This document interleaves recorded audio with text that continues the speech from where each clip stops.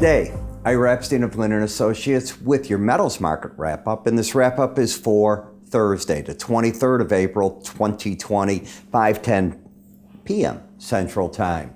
Sorry about yesterday, I didn't miss anything. When you're not in your offices and you're working remotely, well, a modem issue showed up out of left field, and we just couldn't get the updates loaded at that point. They're working now, and they're giving me a new one first thing in the morning. But to make a long story short, an interesting day. The stock market gave up most of the gains. It was up nicely early this morning. And I was on Bloomberg today, and I watched Bloomberg probably today, 6 hours. The questions were all the same. Where's the market going from here? Where's the market going from here? I gave the best answer I could in stocks. The Dow and the S&P have made a 50% retracement of their break. The Russell has made about a 38% retracement, and the NASDAQ about a 70. The NASDAQ is the strongest.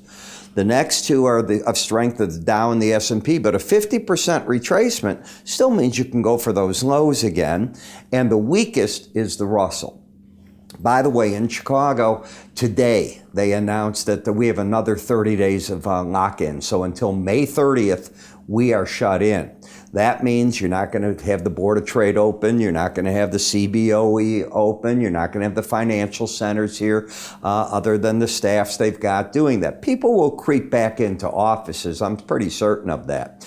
But the word is creeping back in. The word is also going to be you're not going to get the regular trade that you think. I don't think it's been so bad, to be honest. This electronic has worked very well, and it's going to bring in the question, do you need the trade floor? What does the floor bring? Or the trade floor is going to have to argue, look at how bad that you couldn't make markets in these parts. You need us. There's two arguments there. I get them both. So, in the metal markets, gold still hanging on here. A lot of traders very bullish this market. As I mentioned yesterday, and you didn't see it, unfortunately, because the video didn't get posted, but there's talk of $3,000. We came up with a count today. If you get our price count letter, and if you don't, you want to call one of my brokers to get it, of 1,875 is the next upside target. Now, will the market make it? That's what remains to be seen, but we're not far away. We're not at the $3,000 target. You got to take them one step at a time. Dollar index up a little bit. Most of the currencies a little bit weaker in early trade today. You had a good rally in the crude and the Brent and the WTI. So when we look at the weekly chart of just closes, for the week we're up $44, and this is a new high if the market were to end here. Prior to this, just to give you an idea, the highest close you had was 1736.20. We're knocking on the door. We're at 1733.30 now, but it was higher when the markets closed earlier. Remember, they open after 5 o'clock. When we look at what the market is doing, you can see how the market has come back up. It hasn't been able to get over this 1785. And remember, I got another $100 there. The 1875 level is a first objective, if longer term on this market. I have other objectives too, if it can keep going. What about the rally today? Well, if we take a look at this number, this is the important number. This high of this day was 1768. From there, you set up that pattern of lower highs, lower lows. You broke down, you came back, and now you got up to only 1764. That's not a failure. You need to take out this number in some manner to get that next wave going. That's what I'm getting at. We know where the market held. It held the 18-day average of closes. We know that the market here was the only time it hit the upper Bollinger Band. It made a higher high, but I don't know if you count 4 days as that much more than the guys that came out at the Bollinger Band did a pretty good job. That's the way I look at it. So let's assume, for the sake of discussion, we take out this 1768. You'd still have a pattern of a lower low and then a higher high. It doesn't set up an uptrend in the sense of higher lows, higher highs. You still have that opposite lower highs with lower lows. It's fully countered because prices are staying over the 18-day average, which means the bias is up. I define bias as where the price is in relation to a key moving average. For me, the 18-day average of closes is the key number. When I'm over it, I have upside bias. Under it, downside bias. If the market breaks from being above it, I look for that to be support. And when the market comes up from under it, I look for it to be a resistance zone. When I look at momentum, the momentum in the market is going sideways at a 70 level. It's overbought, not trying to embed. And this has been one of the problems. The market has made it difficult to get involved because all the pieces aren't really fitting together just yet. The silver still is weaker than the gold. You can almost see that if you look at the 18-day average of closes. When you're above it, it tells you that gold is stronger than silver because you need more ounces of silver to get an ounce of gold. When you're under it, it's falling the other way. So you get that sense of where it's at, and it just gives you an idea of what you should be looking at. Silver, unlike gold, has a setup of a higher high and a lower low. But it too held the 18-day average of closes. Unlike gold, this market is worked out of an overbought condition. So in a couple of days, this might offer some interesting signals. We'll see which way they want to set up. Right now, I call that pretty neutral. In the copper market, I can tell you right now that the resistance area is the upper Bollinger Band. The market has failed each time it's recently hit it. The support's the 18-day average. You're not trending. You have a pattern of a higher high and a lower low, and you are overbought in the market. You have two readings over 70 in the slow stochastic. Either of those numbers that make up that slow stochastic that are over 70, if you get there, over 70's overbought. Then we get to the palladium market.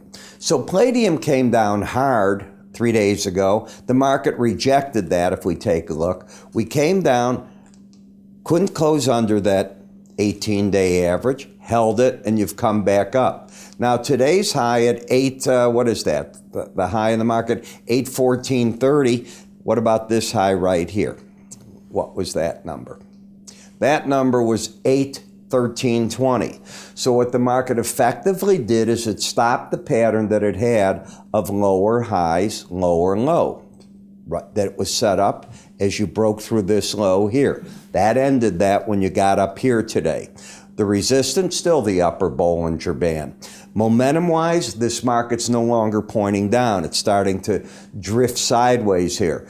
Even if it keeps going, it doesn't have that pattern of higher lows, higher highs. But what I like in all of them, they're staying over the 18-day average. So if they get patterns going, maybe they get something friendly going in the market. In the palladium market, this was really a rejection of staying under. 2 days under the lower Bollinger Band. The market had a sideways pattern that's typically a breakout, and you'd be looking to see if prices can go lower, even with the oversold 28 reading.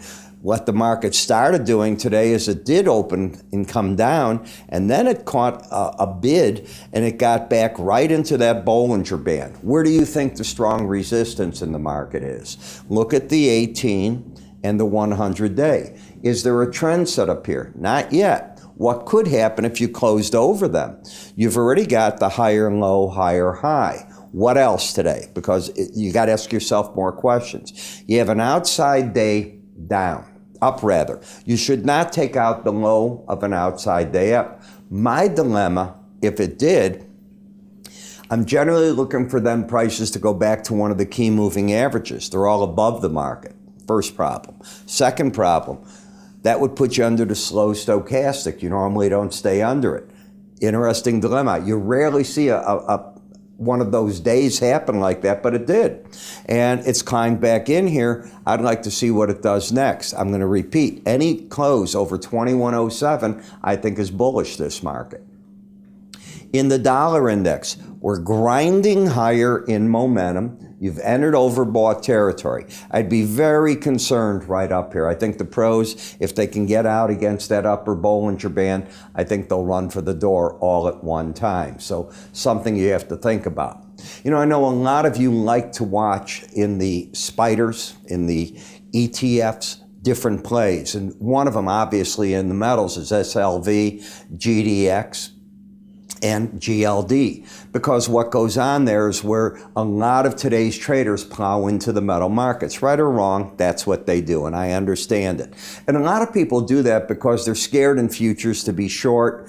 They don't like always the leverage. It's 95% leverage, so they'll move into that. I cover that for you. Every afternoon, I get up in the afternoon by about 4:15, I'm recording.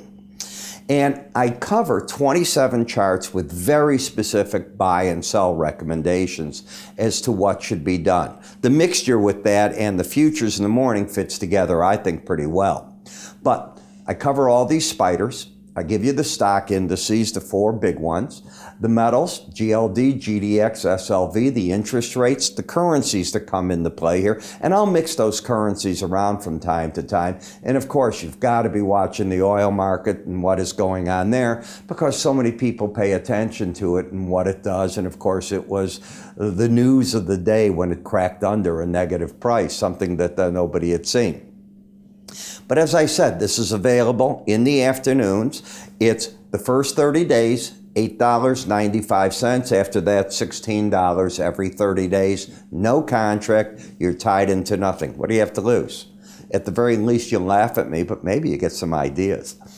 Go to www.iraepstein.com under the word research. It'll take you right there. If you click up here, it'll take you there as well. Hope you like how I'm doing these charts again for you. I think they're coming out nice. We've altered some of the fonts in them and so on, and you see a lot of that as I'm doing it in the Spider ETF fonts too. I'm Ira. You have a good day. I will talk to you all tomorrow.